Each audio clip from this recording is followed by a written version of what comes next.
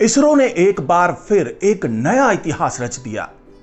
इसरो की सफलता इस बात की अब गारंटी हो गई है कि वो किसी भी मायने में दुनिया के चुनिंदा स्पेस एजेंसी से पीछे नहीं है। और इसरो की यह सफलता है स्पेस में दो सैटेलाइट या दो यानों के डॉकिंग और अनडॉकिंग की। जी हां, और इसी का नाम दिया गया था स्पेसएक्स मिशन। इसरो की सफलता के कारण भारत अब उन चुनिंदा देशों में शुमार हो गया है जिसके पास ऐसी क्षमता है।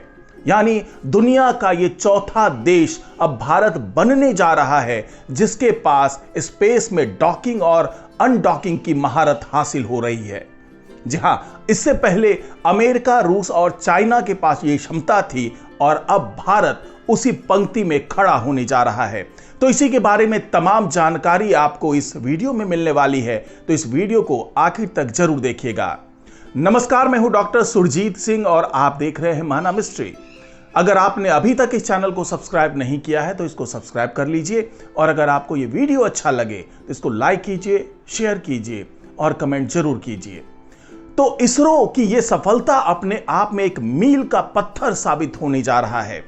जी हां, स्पेस में डॉकिंग और अनडॉकिंग में महारत हासिल करना कोई छोटी बात नहीं है, और उसी में अब कुछ दिनों का इंतजार है जब वो महारत हासिल कर लेगा।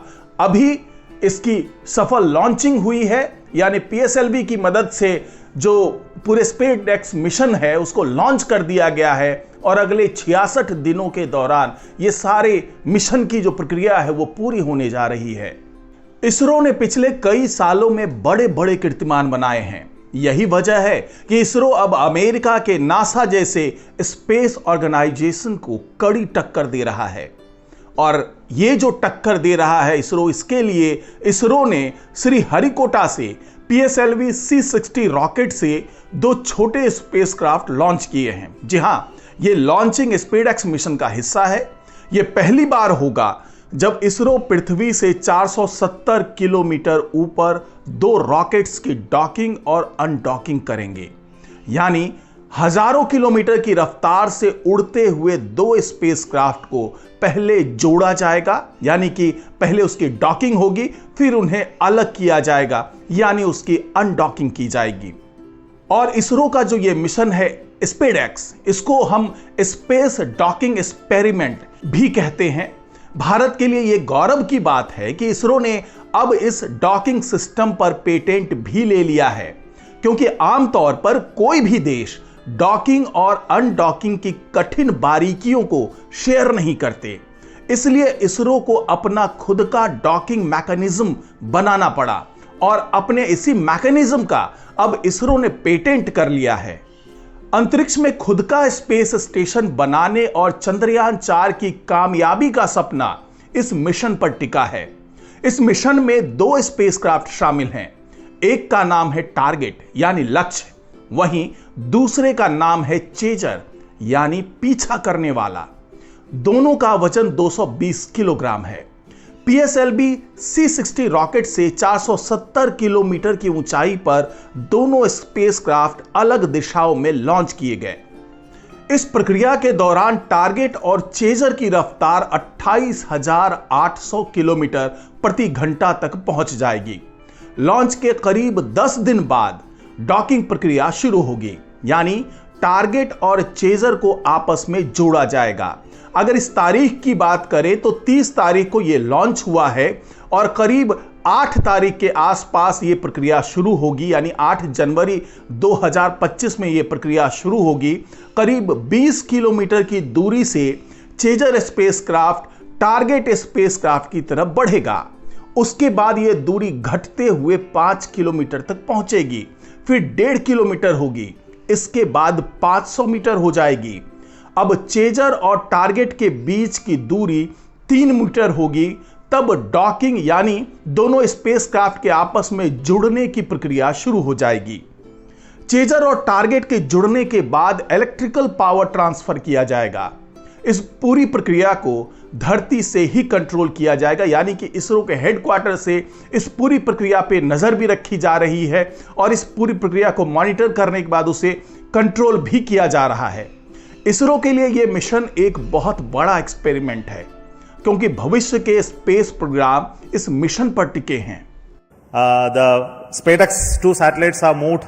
You would have seen in the animation that they moved little one behind the other. So over the period of time, for the days, it will pick up further distance, travel to almost a 20-kilometer distance away, and then the rendezvous and docking process will start. And we hope that the docking process can happen in another 1 week. The nominal time is going to be approximately 7th of January. So I am waiting for the panel deployment status. I think you have the status? Yes. So I would like to say that the panels of the satellites have been deployed successfully. So congratulations to the entire team of the PSLV project who put the satellite in the right orbit.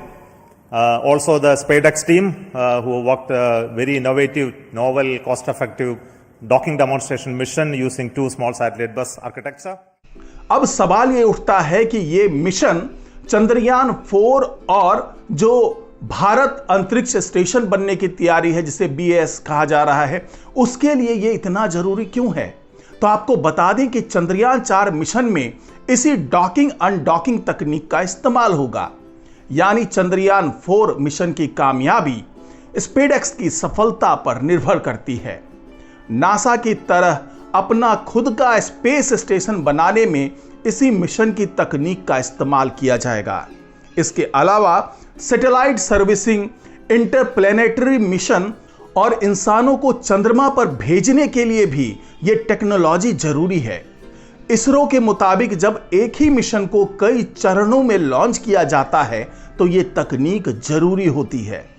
जी हां, यह mission इसलिए भी जरूरी है कि अगर हम space में कोई बड़ी संरचना तैयार करना चाहते हैं, कोई बड़ा ढांचा तैयार करना चाहते हैं, जैसा कि वहां पर हम स्पेस स्टेशन बनाने की तैयारी कर रहे हैं, तो उसके लिए इस तकनीक में महारत हासिल करना बहुत जरूरी होगा।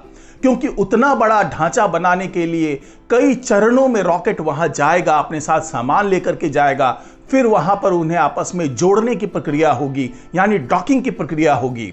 उसके बिना वहां पर स्पेस स्टेशन बनाने की कल्पना करना भी गलत होगा। इसलिए यह डॉकिंग अनडॉकिंग का जो मिशन है, जो SpaceX मिशन है, वो इसरो के लिए बहुत जरूरी था, क्योंकि उसके अगले चरण में कई तरह के प्रयोग होने हैं जिसमें इन डॉकिंग और अनडॉकिंग के टेक्नोलॉजी का इस्तेमाल किया जाएगा और उसी के तहत वहां स्पेस स्टेशन भी तैयार होगा। और उसी की तरह चंद्रयान 4 की जो बात की जा रही है तो वो भी इसी टेक्नोलॉजी पर आधारित होगा। इसके अलावा अगर हम चंद्रमा पर लोगों को यानी अपने एस्ट्रोनॉट्स को भेजना चाहते हैं, इंसानों को भेजना चाहते हैं, तो उसके लिए भी ये डॉकिंग अनडॉकिंग बहुत जरूरी है।